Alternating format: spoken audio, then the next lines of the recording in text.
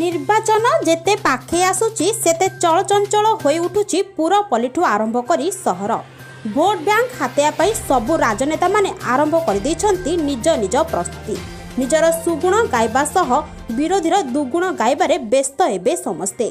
इतिमध्ये BJD आरंभ करिछि घरे घरे शंख कार्यक्रम। ए कार्यक्रम नुआपड़ा जिला बीजेडी महिला मोर्चा पक्षरु महिला नेत्री मानक द्वारा खड़ियाल निर्वाचन मंडली आरंभ होइछि।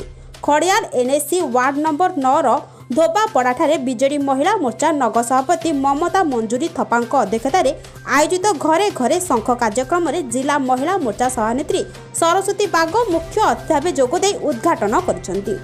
ए अवसर में स्वयं सहायक गोष्ठीर महिला माने सामिल होई घर घर बुली भोटरंक घर सम्मुख में शंख चिन्ह लगेबा सह राज्य सरकार मिशन शक्ति कार्यक्रम सुफल और अग्रगति विषय रे कहिसेंती।